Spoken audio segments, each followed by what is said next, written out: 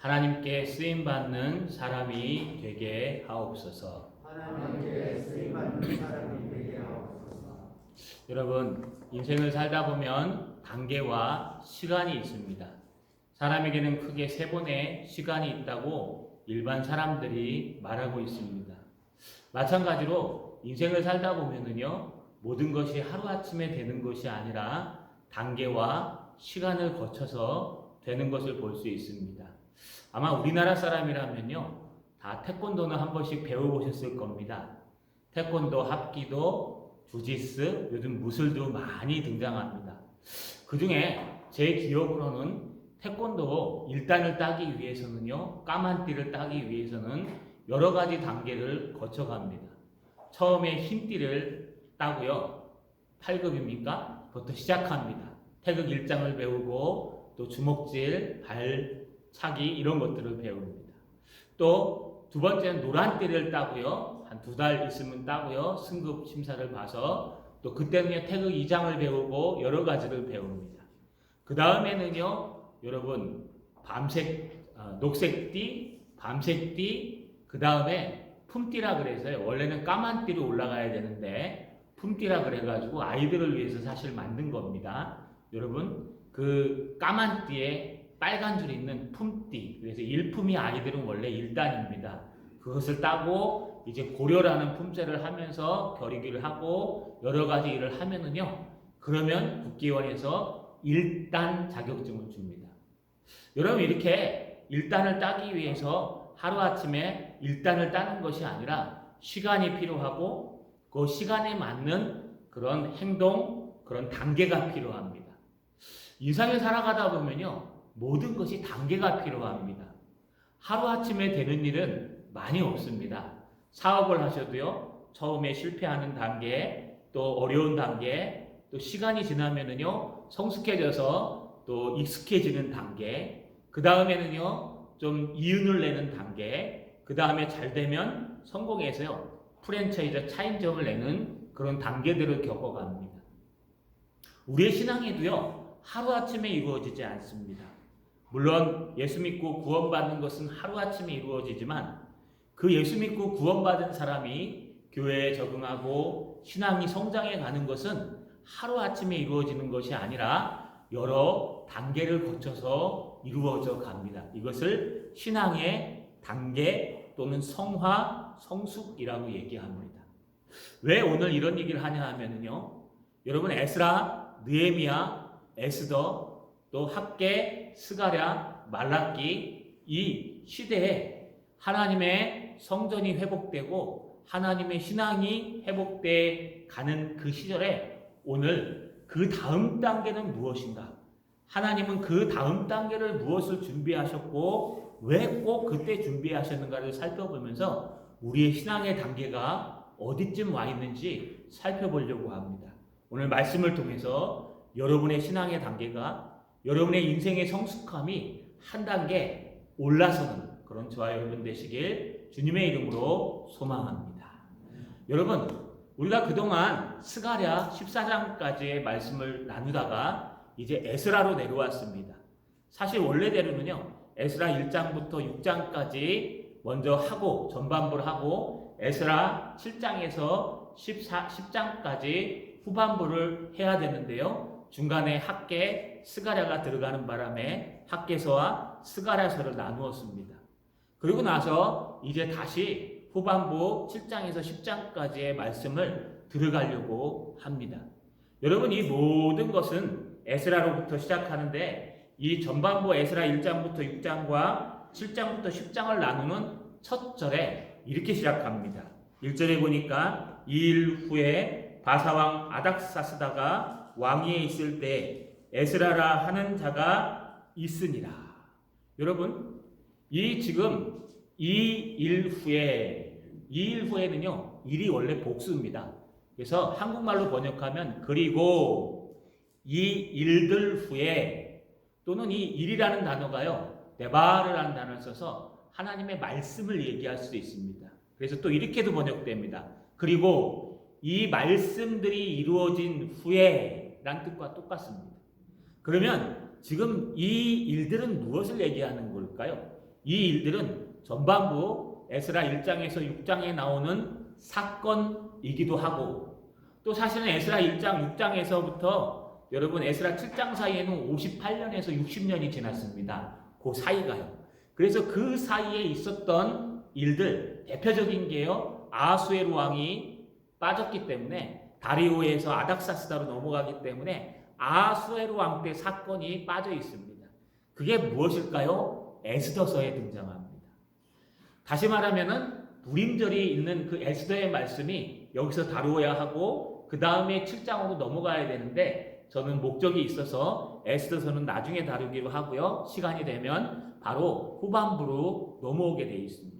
그렇다면 그 일들 후에 하나님의 말씀이 이루어진 그 이후에 어떤 일들이 있었을까? 이 일들이 무엇일까요?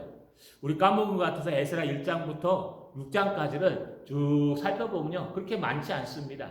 첫 번째는요, 고레스 왕, 바벨론이 남유다를 586년에 멸망시켰습니다.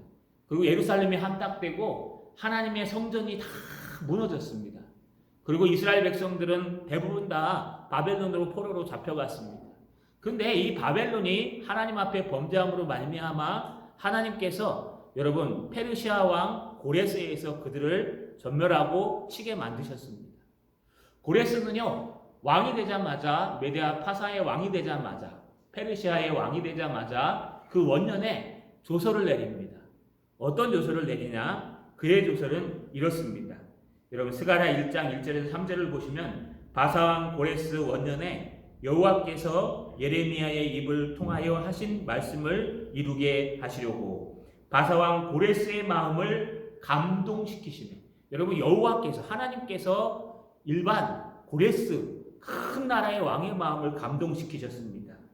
그가 온 나라에 공포도 하고 조서도 내려 이르되 바사왕 고레스는 말하노니 하늘의 하나님 여호와께서 세상 모든 나라를 내게 주셨고 나에게 명령하사 유다 예루살렘의 성전을 건축하라 하셨나니 이스라엘의 하나님은 참 신이시라.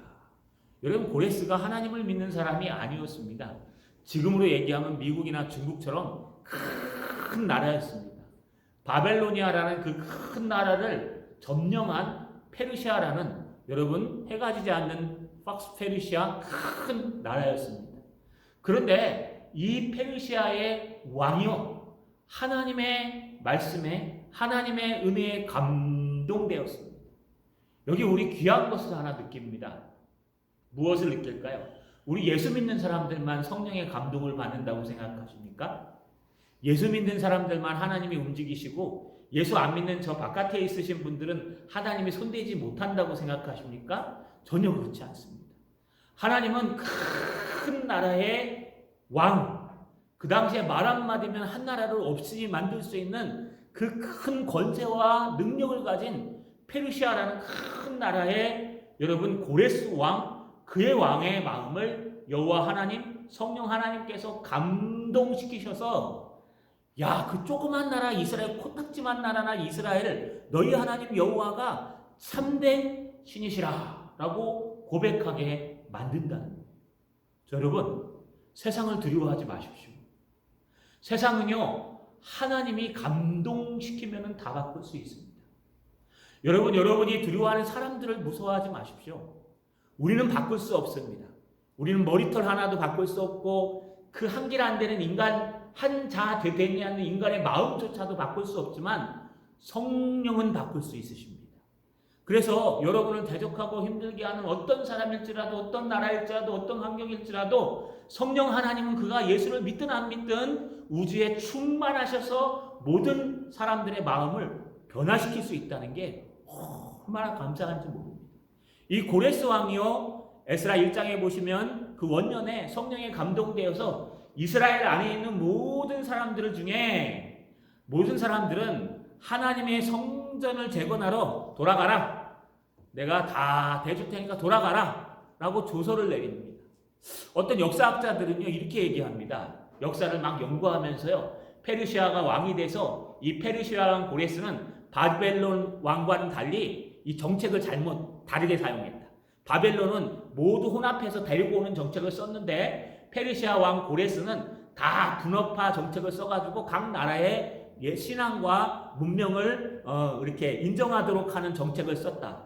여러분 정책으로 해결합니다. 근데 물론 맞습니다.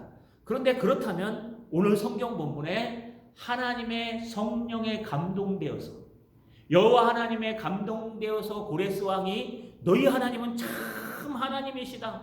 이 모든 나의 왕권도 하나님이 주신 거다 라고 고백할 수 있겠습니까? 여러분 역사학자들을 믿으십니까? 성경학자들을 믿으십니까? 하나님의 말씀이 더 맞을까요? 인간들의 여러분 연구한 것이 더 맞을까요? 둘 다 맞겠지만 하나님의 말씀이 우선입니다.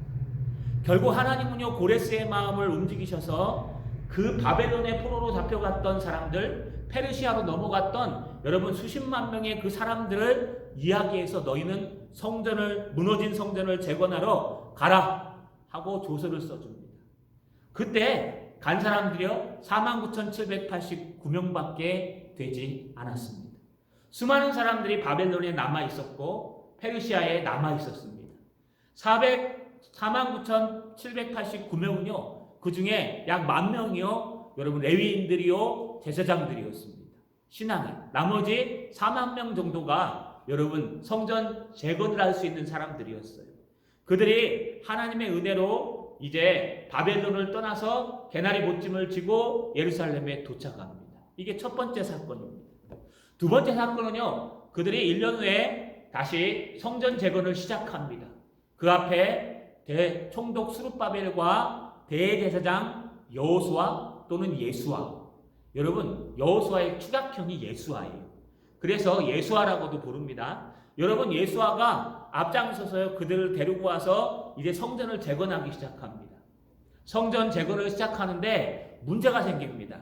여러분 다 아시다시피 여러분 스가랴서 말씀에 등장하는 것처럼 우리 3장부터 5장 사이에 등장하는 사건이 있는데 그것이 뭐냐면 방해꾼들이 생겨요. 거기에 바벨론부터 토착민들이 있었는데 여호와 하나님도 섬기고 이방 여인과 결혼해서요 이방 바알도 섬기고 이방신도 섬기는 그들이요 우리가 원래부터 여기를 장악하고 있었던 이 이스라엘을 장악하고 있었던 토착민들인데 너희는 이제 포로로 잡혀갔다 돌아와가지고 굴러들어온 돈이 박힌 돌을 뺀다는 거야? 하면서요 그들을 방해하기 시작했어요. 사마리아 사람들이라고 합니다. 그 사마리아 사람들은요 하나님의 성전이 지어지지 못하도록 여러분 누움과 심새 누움과 심새를 움직여서요 뇌물을 수수하고 그들에게 얘기해서 여러분 그 페르시아의 나라에 이제 이 모든 조서를 올리고 방해하기 시작합니다. 여러분 올라가니까요 페르시아의 고레스 왕이 아닙니다. 그 다음 왕이요 여러분 이 모든 이야기를 듣고 그것을 금지시킵니다. 왜냐하면 써 올린 글을 보면은요 성벽도 짓고 있고 성읍도 짓고 있습니다 라고 써 올렸고 써 올린 글을 보면은 부정적으로 써 있고 그 당시에 여러분 두 번째 왕이었던 왕은요 지금 외적의 침입에 의해서 너무 바빴기 때문에 내부에 반란이 일어나면 안 되기 때문에 그들을 짓지 못하도록 만듭니다. 하나님의 은혜로 하나님의 성전 재건을 하고 있는데 여러분 그것을 하지 못하도록 만들어서 모든 것이 중단되어 있습니다. 16년 동안 다리오 왕, 세 번째 왕인 다리오 왕이 올라올 때까지 16년 동안 중단되어 있는 동안에 이스라엘 백성들은 뭐하고 있었을까요? 하나님의 사명을 다 잊어버리고 핑계를 대기 시작했습니다. 우리 마지막 세대가 잡혀간 지 30년 됐으니까 한 20년 있어야 70년 포로 생활이니까 50년 됐으니까 20년 더 있어야 아마 하나님의 성전을 지을 거야. 이제 그럼 뭐 하지? 그래 우리 먹고 사는데 힘쓰자. 그래서요 하나님의 사명과 하나님을 예배하는 건 둘째치고요 무슨 일을 합니까? 바벨론에서 했던 일처럼 돌아와서요 자기의 집을 짓고 또 자기의 농사를 하고 또 자기의 모든 창고에 곡식을 들였다는 거예요. 다리오 왕 들어왔을 때 하나님께서요 진노하셨습니다. 그래서 학개와 스가랴를 보내십니다. 학개와 스가랴를 보내서 그들에게 야단을 치시고 성전을 회복할 것을 독려하십니다. 16년 후에 학개와 스가랴가 등장해서요 야단을 칩니다. 너희 집은 편백나무로 짓고 마루도 편백나무로 하고 열심히 짓는데 너 나의 집은 어떻게 되어 있는지 봐라. 또 너희는 열심히 곡식을 하고 열심히 농사를 지어서 열심히 부대잡이에 돈을 담는데 그 돈이 절반으로 없어질 것이다. 학개는요 그들을 저주하고 스가랴는 야단을 칩니다. 그러면서요 네가 다시 성전을 재건해야 된다. 그럴 때 스룹바벨과 또 대제사장 예수아와 또 장로들이 모여서요 우리 다시 짓자 해가지고 16년 만에 허락도 받지 않고요 페르시아의 허락도 받지 않고 모여서 오직 학개와 스가랴가 전한 하나님의 말씀을 붙들고 성전을 재건하기 시작합니다. 그런데 문제가 생깁니다. 왜요? 여전히 사마리아 사람들이 방해를 합니다. 뇌물을 주고 뇌물을 수수해서 총독 다뜨네와 그 방백 스달보스네를 여러분 이번에는 움직여서요 이제 페르시아 정부에 그때는 여러분 페르시아 정부에 올려서 고레스 왕한테 이게 한번 확인해 보십시오. 이거 분명히 문제가 있습니다. 지금 성전을 회복한답니다. 그리고 정직하게 올린 것 같아요. 그래서 고레스 왕이요 그것을 허락해 줍니다. 그런데 이 당시에는 전화나 여러분 삐삐나 핸드폰이 없기 때문에 말 타고 갔다가 그 상소문이 통과돼서 내려오는데요 몇 달 때로는 몇 년이 걸렸습니다. 그러니 지금 스룹바벨 총독 스룹바벨과 대제사장 여호수아와 장로들은요 지금 힘이 듭니다. 왜냐하면 하나님이 지으라고 그래서 성전을 재건하고 있는데 첫 번째는요 여러분 여전히 방해하는 그들의 세력들이 있어요. 두 번째는요 무허가 건물을 짓고 있어요. 허락받지 않은. 다리오 왕이요 안돼 빵빵빵 하면 다 부숴야 돼요. 세 번째는요 백성들이 하나님의 저주를 받아서 수장절인데도 먹을 게 없어요. 그러니 굶으면서 지금 짓고 있는 거예요.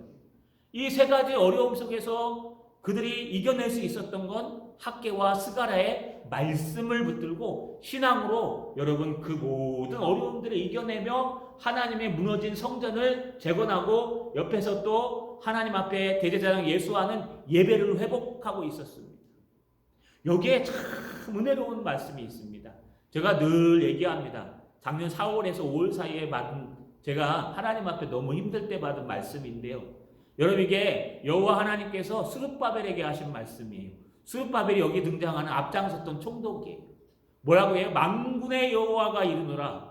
성전을 재건하고 예배를 회복하는 이 일은 힘으로도 되지 아니하며 능력으로도 되지 아니하고 오직 나의 영 성령 만군의 여호와의 영으로 되느니라. 큰 산아 내가 무엇이냐? 내가 스룹바벨 앞에서 평지가 되리라.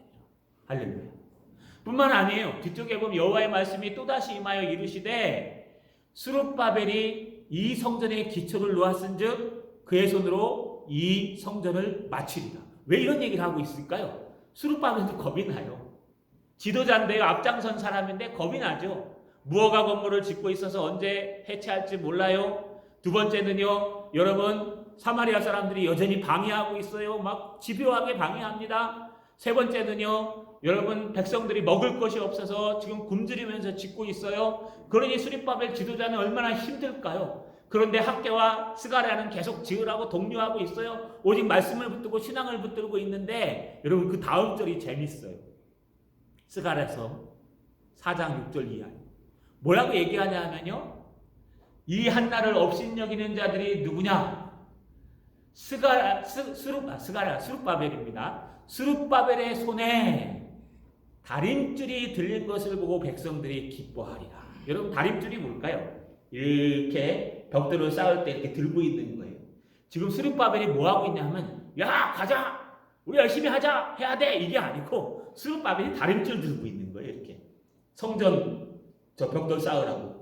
그러면서 이 마음속에 뭐가 있을까요? 여러분 차라리 움직이면 마음 편하죠. 앉아있으면 더 힘들어요. 그래서 앉아서 하는 일이 더 스트레스예요. 차라리 몸을 쓰는 일을 하면은요 과하지 않으면 편해요. 이렇게 앉아가지고 어떡하지? 아이고 이거 다리오 왕이 취소하라 그러면은 이 성전 다 무너뜨려야 되는데 아이고 어떡하지? 이거 성도들 이거 백성들은 지금 먹을 게 없어서 굶주리고 있는데 아이고 어떡하지? 이거 사마리아 사람들이 여전히 방해하고 있는데 아이고 때려쳐? 아우 힘드네. 여러분 스룹바벨이 얼마나 힘들었어요. 그냥 그가 할 수 있는 건 다림줄만 들고 성령만 붙들고 있는 거예요. 근데 안 됐습니까? 아니요. 하나님께서 그 모든 문제를 하루아침에 빠르게 해석하셔서 하나님은 성전을 완공하게 하셨습니다. 할렐루야. 여러분, 우리 힘으로 되는 게 아니에요. 우리는 두렵고 떨려도 그냥 붙들고 있는 거예요. 우리 힘으로 되는 게 아니에요. 우리는 무섭고 어려워도 그냥 붙들고 있는 거예요. 내 마음이 때로는 무너질지라도, 내 마음이 때로는 무너질지라도 우리는 거기에 그냥 붙들려 있는 거예요. 우리 그 안동역 앞에서라는 이런 트로트가 요즘 유명합니다. 연인을 기다리고 있는데 이 연인이 안 오는 건지 못 오는 건지 알 수가 없다. 이걸 알아들으면 구세됩니다. 여러분, 사람의 마음이요, 이 안 오는 건지 못 오는 건지 그냥 아무 생각 없이 있으면 되는데 자꾸 흔들려요. 안 오는 걸까? 나를 제어하는 걸까? 아니, 못 오는 걸까? 눈이 많이 내려가지고. 여러분, 똑같아요. 스룹바벨도 이렇게 들고 있는데요, 너무너무 힘든 거예요. 안 오는 건지 못 오는 건지. 지금 연락은 오지 않고 있어서 불법 건물을 증축하고 있지요. 백성들은 굶주리고 있지요. 여전히 사마리아 사람들은 뇌물을 수수해서 방해하고 있지요. 검사하고 있죠. 내가 지도자인데 책임을 져야 되는데 이거 어떻게 해야 될지 모르겠죠. 그냥 다림줄만 붙들고 있는데 스가랴에서 하시는 말씀이, 내가 하니까 너는 그냥 그 자리를 지켜서 다림줄만 붙들고 있으라는 거예요. 그래서 결국 선전을 완공합니다. 그리고 하나님 앞에 봉헌 예배를 드리고 유월절, 기쁨의 유월절을 하나님 앞에 드립니다. 이것이 1장부터 6장까지의 말씀입니다. 여기 이 일들 후에 라는 뜻은 바로 이 말입니다. 여러분, 애굽이 아니라 페르시아 그 삶의 터전을 떠나서 하나님을 붙드는 게 첫 번째.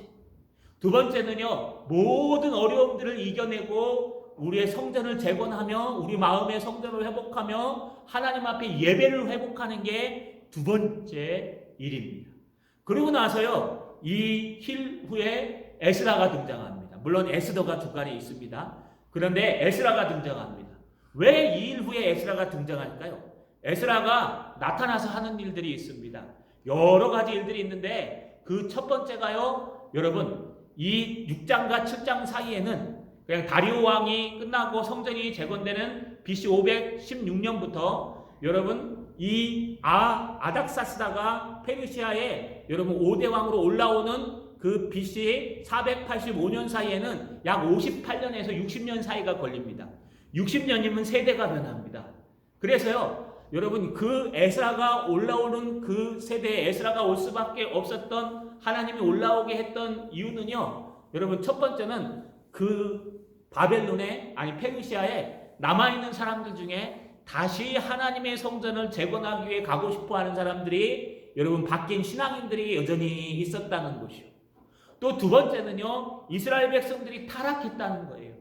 한 세대가 지나고 두 세대가 지나고 나니까요, 지금은 세대가 10년도 안 되지만 휴대폰이 1년에 한 번씩 바뀌니까요. 그러나 이때는 30년이 1세대였어요. 그러니까 2세대가 지나고 나니까 어떤 일들이 일어납니까? 점점 사람들은 불안해합니다. 성벽이 재건되지 않아서 불안해하고, 또 여러분 다시 그냥 그렇게 형식적으로 하나님 앞에 예배드리고 성전을 재건했던 감동과 성전 앞에 예배했던 감동들은 그냥 형식으로 사라지고 은혜가 사라지고 있고, 그리고 또 은혜가 있는 사람들도 그 다음 단계의 삶에 있어서 여전히 바벨론에서 살던 그 모습들을 잃어버리지 못하고 살아가고 있기 때문에 하나님은 그들을 향해서 하나님의 말씀으로 그들의 삶을 바꾸고, 하나님의 말씀으로 그들을 책망하시고, 하나님의 말씀으로 그들이 바르게 설 수 있도록 여러분 부흥하고 성장하고 그들의 마음에 각성이 일어날 수 있도록 누가를 보냅니까? 에스라를 보내는 겁니다. 오늘 에스라랑 스가랴랑 스룹바벨이 약간 헷갈립니다. 잘 알아서 들으십시오. 여러분, 에스라를 보내시는데, 에스라를 보내셔서 그로 하여금 하나님의 말씀 학자 에스라 대제사장 에스라를 보내서 그들로 하여금 지금 성전을 회복하고 예배를 회복하고, 아니 세상으로부터 뛰쳐나와 하나님을 믿고 성전을 회복하고 이제 예배를 회복한 그들, 그래서 자칫 형식적으로 흘러갈 수밖에 없는 그들에게 에스라를 보내셔서, 학자 에스라를 보내셔서 하나님의 말씀을 가지고 그들을 향해 부흥하게 하시고 그들을 향해 각성하게 하시고 그들이 하나님의 말씀으로 단단히 설 수 있도록 만들어가는 겁니다. 이것 말고도요, 여러분, 에스라가 서서 하는 일들이 많이 있습니다. 여러분, 잘못된 일들을 회복하기도 하고 또 성벽을 재건하기 위해 재원을 마련해 놓기도 하고 여러 가지 있지만 이 다음 단계는 하나님의 말씀으로 우리가 바뀌어가며 우리의 삶이 바뀌어가며 부흥하고 성장해가는 성숙된 모습으로 바꿔가는 모습이라는 겁니다. 그래서 그때를 아닥사스다가 왕위에 있을 때라고 표현합니다. 이때가 바로 여러분 이스라엘 백성들이 60년이 지나서 타락해가고 있고 은혜 있는 사람들마저도 더 이상 성숙해지지 못하고 늘 그냥 형식적으로 회복하고 예배만 드리고 있는 바로 그때에 에스라가 말씀을 붙들고 여러분 2차 포로기한에 등장하고 있다는 겁니다. 여러분 우리가 한번 생각해 봤으면 좋겠습니다. 하나님은 일하고 계십니다. 하나님은 어떻게 일하고 계실까요? 자신의 계획대로 준비하고 일하고 계십니다. 우리의 신앙은요 단계가 있어요. 처음에는요 바벨론 페르시아로부터 탈출하는 단계가 있어요. 애굽으로부터 여러분 하나님의 가나안 땅으로 출발하는 단계가 있어요. 예수를 처음 알게 되고 신앙을 처음 알게 되고 세상보다 하나님이 더 좋다는 것을 깨닫게 되는 때가 있어요. 그 다음 단계는 무엇일까요? 성전과 예배를 회복하는 거예요. 교회에 나와서 말마다 예배를 회복하고 하나님 앞에 예배를 회복하고 하나님 앞에 모든 것을 회복하는 거예요. 여기서 끝나면 안 돼요. 그러고 나면요 형식적인 신앙이 돼버려요. 그 다음 단계가 무엇이냐? 하나님의 깊은 말씀을 깨달아 알아서 우리의 삶이 바뀌어가는 거예요. 어떤 환경에서도 우리가 변화되지 않는 거예요. 코로나19 아무것도 아닙니다. 여러분 만약에 전쟁이 터지시면 어떡할 겁니까? 어제 새벽에 오늘 밤 새벽에 열병식을 했답니다. 북한에서. 우리는 뭐 SLBM 뭐 그런 것들이 중요하지만 여러분 어떤 전문가가요 그걸 연구해 보니까 지금 총도 다 바뀌었어요. 북한의 AK 소총인데 조준경이 다 달려 있어요. 소음기랑. 그리고 뿐만 아니라 탱크가 바뀌었어요. 그 사람들이 만드는 탱크가 아니에요. 완전히 다른 신식 탱크예요. 우리나라 K2 전차랑 거의 비슷해요. 그 사람들의 미사일 쏘는 것도 바뀌었어요. 여러분 그 사람들은 트럭을 못 만들어서 몰래 수출하는데 궤도 전차가 등장했어요. 그것도 바퀴가 여러 대 달리고. 누가 도와줬는지 모르지만 그들의 무기가 다 신형으로 다 바뀌어버렸어요. 그러면서 군사 전문가가요. 참 우리나라한테 큰일 났다. 물론 아직까지는 대항할 수 있겠지만 그렇게 얘기하는 걸 들었습니다. 뭐 이건 군사 전문가 얘기입니다. 군사 쪽에만. 여러분 전쟁이 일어날지 안 일어날지 잘 모릅니다. 코로나가 끝나면 또 어떤 시련이 닥칠지 모릅니다. 우리가 준비하지 않으면요. 그 당시 하나님을 버릴 수밖에 없어요. 코로나가 일어나도 이렇게 하나님을 예배하기가 힘든데 전쟁은요. 여러분 방송 같은 거 필요 없어요. 막 떨어질 텐데요. 뭐. 그러면 하나님 앞에 주의를 지킬 수 있겠습니까? 우리 개혁주의는요. 전쟁이 일어나도 예배는 드린다. 이거예요. 하나님이 살아계시기 때문에. 자 여러분 한번 돌아봅시다. 우리의 신앙은 정말 저 페르시아를 떠나왔습니까? 애굽을 떠나와서 하나님 한 분을 붙들고 있는 신앙이 맞습니까? 그러면은 이제 흰띠를 벗어나서 노란띠가 되시고 우리의 신앙은요 이제 우리의 성전을 재건하고 예배에 늘 나와서 하나님 앞에 기도하며 교제하는 신앙입니까? 그러면 조금 올라가서요 이제 빨간띠가 되신 거예요. 우리의 신앙의 그 다음 단계는 무엇일까요? 하나님의 말씀을 깊이 이해하고 하나님의 말씀을 통해서 하나님을 깨닫고 하나님 앞에 모든 내 삶의 모든 것을 내려놓고 오직 성령 하나님께 맡기고 살아가는 것 이게 바로 1단 3단계입니다. 자 여러분 하나님은 하나님의 계획대로 일하고 계세요. 우리 교회도 계획대로 여러분도 계획대로 일하고 계세요. 여러분 한 사람 한 사람이 성장하길 바라고 계시고 성숙해지길 바라고 계십니다. 여러분 성장하고 성숙하는 하나님의 계획이 있는 저와 여러분 되시길 주님의 이름으로 소망합니다. 여러분 그런데 이제 1장 하반절부터 7장 1절 하반절부터 여러분 5절까지는 스가랴의 16대까지의 족보가 등장합니다. 그런데 이 족보에는 큰 의미는 없습니다. 물론 많은 의미가 소작되어 있습니다만 다 살펴볼 수 없고요. 아주 간단하게 이 족보를 따지면요, 똑같은 족보가 역대상 6장에 등장합니다. 레위인의 족보, 하나님의 성전의 일을 하는 사람들의 족보. 그 족보랑 비슷한데요, 달라요. 빠진 사람들도 있고 또 끝이 달라요. 첫 번째는요, 시작과 끝이 달라요. 시작은요, 여러분 어떻게 시작합니까? 오늘 시작의 말씀을 보시면 시작에 등장하는 이 족보의 사람이 과연 누구일까요? 이 시작에 등장하는 아사랴라는 사람이 등장합니다. 근데 그는 스라야입니다. 스라야의 아들이요 하는데, 여러분 에스라는 스라야의 아들이 아닙니다. 여러분 스라야는 누구의 아들이냐 하면은요, 스라야의 아버지가 에스라의 아버지가 아니었는데, 에스라의 아버지는 스라야가 아버지가 아니었어요. 스라야는요, 바벨론 포로로 잡혀갈 때 마지막 대제사장이었던 여호사닥의 아들입니다. 에스라의 아버지가 아니고요. 중간에 많이 빠졌습니다. 다시 말하면요, 지금 이것은 바벨론으로 잡혀가기 직전까지의 대제사장의 족보에서 에스라가 준비되었다는 뜻입니다.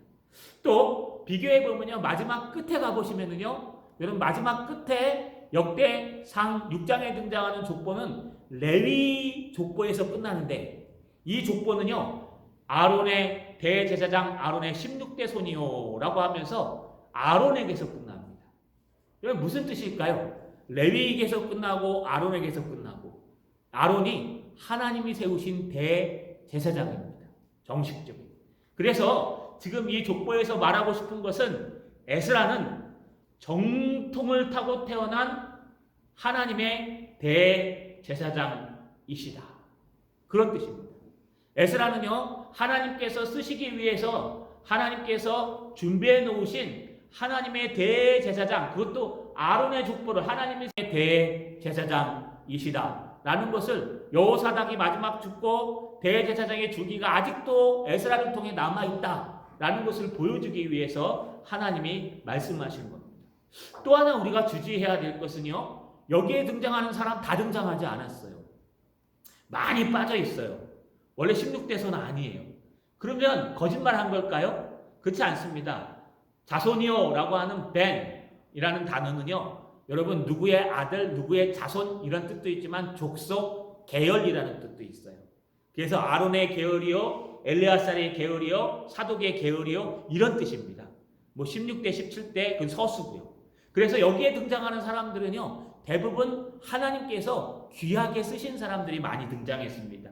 이름을 알 수 없는 사람도 있지만 대부분 하나님이 쓰신 사람들이 등장했어요. 누가 등장할까요? 아론입니다. 아론 비록 가나안 땅에 들어가지 못했지만 동생 모세를, 말 못하는 모세의 대변인으로 많은 사막에서의 사역을 감당했어요. 그 다음에 등장하는, 뒤에 보시면 비느하스가 등장합니다. 이 비느하스는 이스라엘 백성들이 시딤에서 이방 여인과 관음할 때 나타나서 창으로 그를 찌름으로 말미암아 하나님께서 기뻐하셔서요, 그 비느하스와 새 언약을 맺으십니다. 여러분, 그 비느하스에게 내가 너를 내 백성 삼고 내 성도 삼겠다고 말씀하시는 내용이 등장합니다. 이럴 정도로 여러분, 이 족보 안에는요, 하나님의 사람들이 많이 등장해요. 그 사람들은요, 이 족보를 빛냈다고 해도 되지만, 다른 말로 얘기하면 하나님 앞에 쓰임받기 위해서 엄청난 노력과 포기와 때로는 시련을 겪으면서도 하나님 앞에 쓰임받으니까요, 그의 자손이 쓰임받고, 그의 자손이 쓰임받으니 그의 또 자손이 쓰임받고, 또 한때 걸러서 또 쓰임받고, 쓰임받으면서 그 가계의 족보가요, 하나님이 쓰실 수밖에 없는, 하나님은 지금 계획대로 일하고 계시는데 누구를 통해서 일하시냐? 하나님은 준비된 자를 위해서 일하시는데, 그 준비된 자가 누구냐? 여러분, 그 가계의 족보에 쓰임받고 쓰임받고 쓰임받고 쓰임받고 쓰임받는 그 틈틈이 등장하는 그 사람들을 위해서 사용하신다. 더 쉽게 얘기하면은요, 여러분, 우리 아들이 어떤 일을 할지 몰라요. 여러분 가게, 여러분 족보를 사용할 수 있어요. 여러분, 하나님의 족보에 의미가 있습니다. 마지막 나타나는 그 사람을 세우기 위해서 그렇지만 더 중요한 건 그 과정 속에요, 아무리 부족하더라도 하나님 앞에 신실하게 섰던 사람들을 기록해줘요. 예수님의 족보를 보시면 거기에 등장하지 말아야 될 여자들, 일반 사람들이 생각하지 생각할 때 등장하지 말아야 될 여자들이 등장합니다. 다말, 시아버지 유다와 간음해서요. 여러분 두 아들을 낳았잖아요. 베레스와 세라. 여러분 그게 어떻게 성경 예수님의 족보에 등장해요? 근데 그는요 하나님의 말씀에 충실했어요. 라합, 여러분 자기 나라를 배신한 사람이에요. 그런데 그가 어떻게 족보에 등장해요? 족보에 등장했어요. 여러분 수많은 여인들이 족보에 등장하는 이유가 뭘까요? 왜 이런 족보를 썼을까요? 우리 한 사람 한 사람이 하나님이 지금도 일하고 계시는데 이 코로나 사태 속에 이 전쟁의 위기 속에서도 일하고 계시는데 이 일하고 계실 때 누구를 사용하시느냐? 이렇게 하나님 앞에 자기의 삶에 최선을 다해서 신앙을 지키는 그 사람들을 하나님은 사용하고 계신다는 겁니다. 할렐루야. 말씀을 마치겠습니다. 자, 여러분 우리 다시 한번 처음으로 돌아가 봅시다. 하나님은요 틀림없이 일하고 계십니다. 하나님은요 지금도 일하고 계십니다. 하나님은 한 번도 쉬신 적이 없고 졸지도 주무시도 아니하시고 하나님의 일, 하나님의 말씀에 기록된 일들을 지금도 하고 계십니다. 그런데 누구를 통해서 하고 계실까요? 바로 준비된 에스라와 같은 사람을 통해서 한다는 거예요.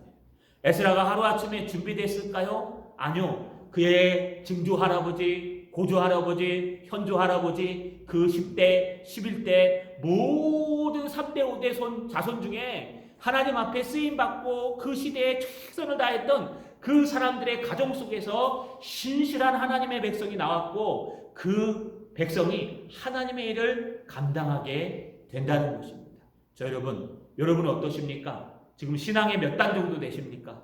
지금 흰 띠를 메고선 나는 까만 띠야 그러고 다니지 않으세요? 지금 빨간 띠를 메고요 마치 1단인 것처럼 나 태권도 배웠어 하고 다니지 않으세요? 아니요. 근데 정말 1단, 2단, 3단이 됐는데도요 겸손하게 하나님 앞에 쓰임받기 위해서 이 어려운 시대에도 헌신하고 봉사하고 예배하고 있습니까? 여러분 하나님은 단계와 때가 있습니다. 그 때를 놓치시면 하나님께서 쓸 수가 없어요. 자, 여러분 다시 한번 우리를 돌아보셔서 하나님 지금도 일하고 계심을 믿으시고 그 일에 준비된 자를 쓰신다는 걸 믿으시는, 그래서 하나님 앞에 쓰임받는 여러분의 가정 되시기를 주님의 이름으로 축원합니다.